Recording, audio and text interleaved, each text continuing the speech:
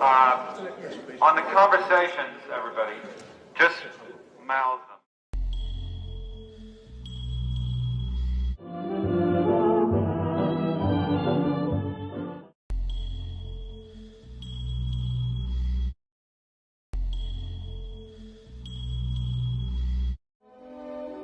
This is Stanley Kubrick.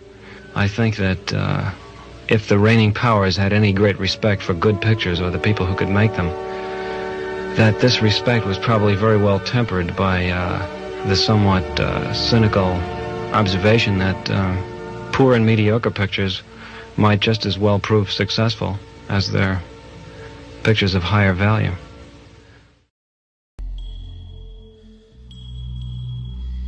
I was going to say, like, why not CNN or, but what, who cares? White Truth, right? Is it about a future movie or something coming out or? No. Okay. It's not about any movie. It's not about the movies I've made in the past. It's a confession of sorts. Okay.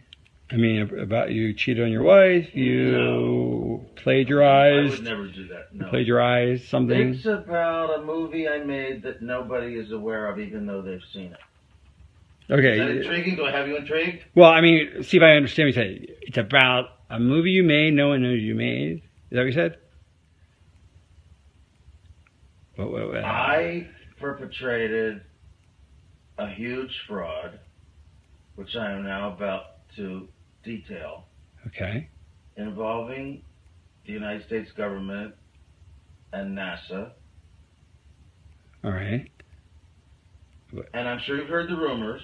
The moon landing hoax? That's right. That the moon landing was fake. The moon landings all were fake. And I was the person who filmed it. You're serious and okay. I'm serious. I'm dead serious. The conspiracy theorists were right on this occasion. Why? I don't know about Paul McCartney's death, but this they were right about. Okay, why in God's name would I don't know what to ask you first. Why the hell, if you're telling the truth, why would you do it? Why are you telling me? I mean, what the? Don't you think it's important for people to know the truth? Yeah, I got. Yes, certainly. They had a massive fraud, an unparalleled perpetrated against them. They should know. Okay. I mean, they're already suspicious of the government. They may as well have their suspicions confirmed. Okay. And justified. And this, why now? I mean, we're almost at the 30-year anniversary. What took so long? Why, if this is true, why? I won't go into that. It has to do with personal. Okay. Evolution and influences. And, well, I'll go into that. Is that why you look a little haggard right now? Because you look a little worn. No offense. Like. Well, also, yeah, because I haven't been taking care of myself too well. I've been drinking a lot, but. Is that because of the stress of this? Of course, stress, guilt, just conflict of all kinds.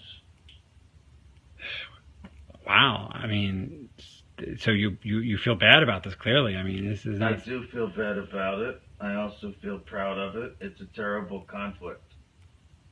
Because you've pulled off one of the greatest hoaxes ever because of your. And because I made a film, if you want to call it a film, which I consider to be my masterpiece.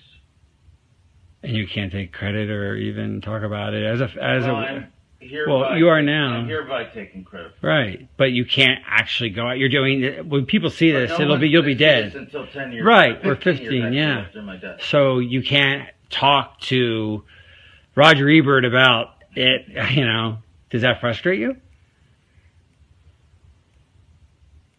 I have to pay the consequences for the decision that I made many years ago to go along with this. Like a deal with the devil. It's Faustian, to be sure. Because, and is that why you got such power in Hollywood? I mean, that would explain that. Why I have the freedom I have, that was part of it, yes. So they said, do this moon thing and we'll give you... When I made Spartacus, I didn't have this kind of freedom. Right. But I have it now. So what came first, the genius or the fraud? What was NASA's doing? Well, what came first, the genius or the fraud? I mean, did the fraud enable the genius, or was the genius released by the fraud? Well, I'd like to think the genius came first. Right. But some frauds are hard to bypass, especially if you have an ego and you're an artist and you're presented with a challenge, the likes of which you've never seen and will probably never see again.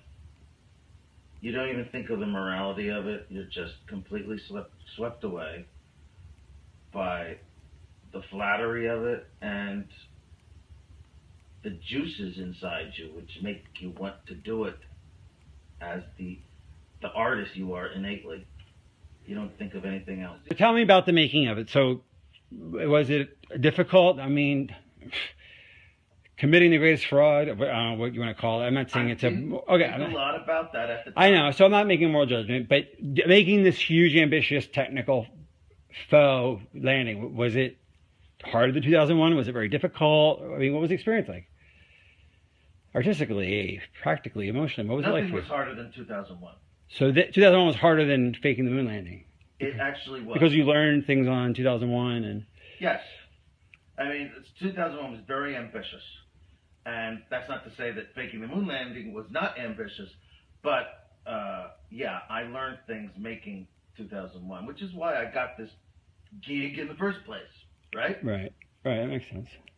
So what was the experience? But it was easy for me because, well, first of all, I didn't think a whole lot about the morality of it, as I said. If I had, I might have been more hesitant, more stifled in my work, but I didn't. And I could see that Neil was, actually.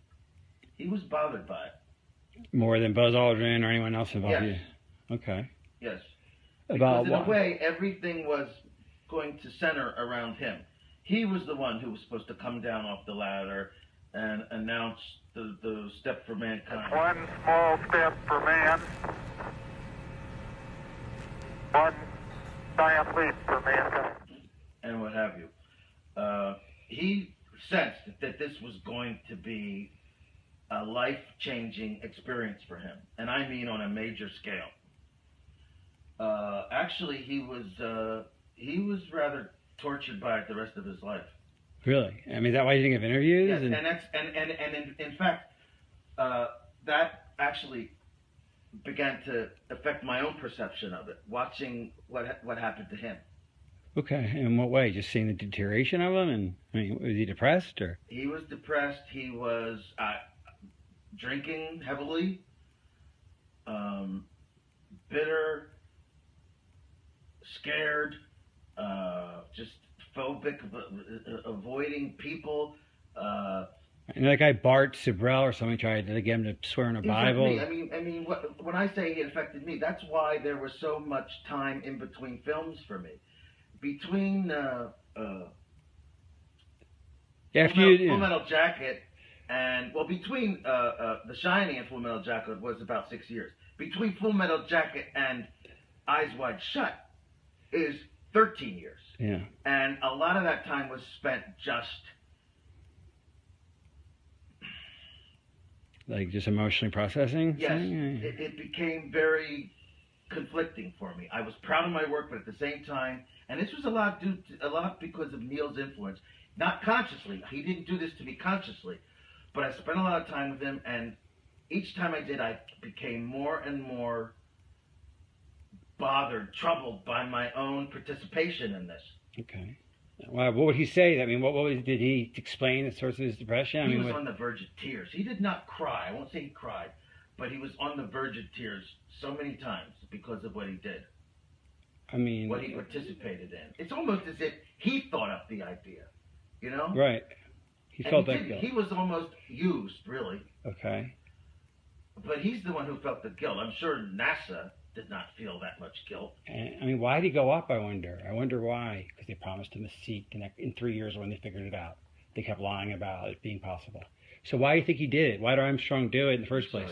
He thought, they kept saying, we'll be ready in 3 years and you'll go then. Just lie now and we'll go in 3 years. The funding will keep going and we'll figure this out and you'll go. Oh, actually go. Right, okay, yeah. And okay. they were lying, you know, yeah. and they figured it out. And he got really, so cynical. Got it? Okay. So why did Armstrong go? I mean, he was such a moral, principled man. Why would he go on a fake moon mission? I don't believe that. Well, they strung him along because they led him to believe, oh, don't worry, we're going to have the money in a few years, and we'll actually go, and then you will go. They'll have. Of course, You mean they'll have the technology in a few years? Yes. Okay. They will have enough. They will. Yes, they will be able to actually perform the miracle of going to the moon. And yes, he would be in the saddle. So in other words, okay, let's make this clear. Kennedy set a deadline, psychological deadline of the 60s. They knew they couldn't beat it. Right. But they knew it would be they great could PR if they did. Right, and if they did, you're saying they sincerely thought that they would really get there within a few years. I believe, yes, they did think so. Because that's what they, well, I mean, that's... Although some didn't. There was a difference of opinion. There were some that just believed honestly that we will never be able to get there. There's just no chance. That Werner and I used to, like, have coffee in the mornings, and he was like, there's no fucking way. Like, you know, even Werner von Braun. Right. So go, you got that. Some people didn't believe that you could go, even? Well, Werner von Braun, of course, didn't think so. The director didn't think so. The man was just too brilliant. He knew that we couldn't do it. Yeah. So, okay. I'm talking about a guy working on two lost causes, Nazism and you know, the quest for the moon. I mean, he really did, and he didn't tell them? I mean, did he ever tell them? Did he tell NASA? Like, did he tell the president we can't go? I mean, he must have been broke the news. He was very old, of course, at the time, and a lot of people just dismissed him. Younger, more ambitious people, some of them really thought we could get there. Right. Or wanted to believe it. Maybe on a conscious level they knew we couldn't, but they just wanted to believe the impossible because they were so full of themselves. And so full of the dream. Yes.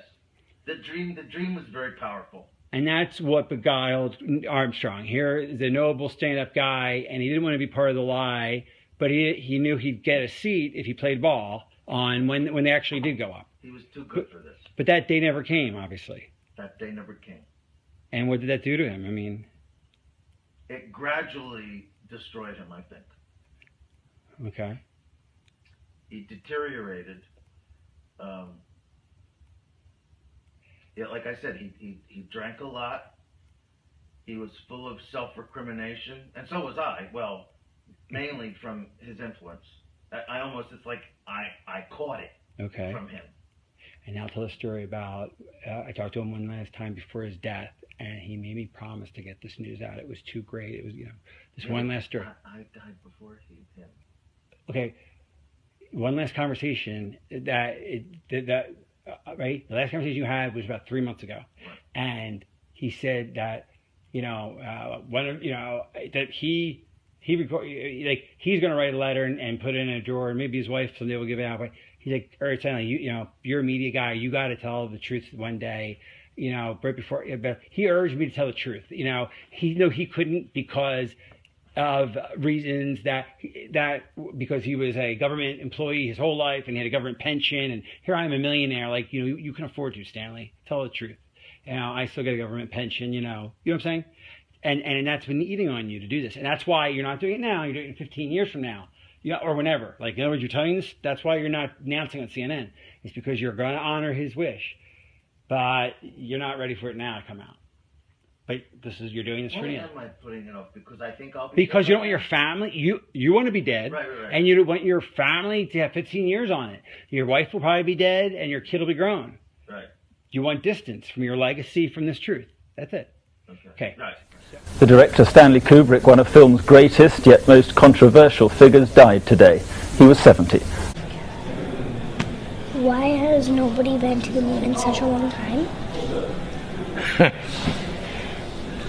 That's not an 8-year-old's question.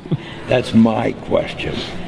I want to know, but I think I know.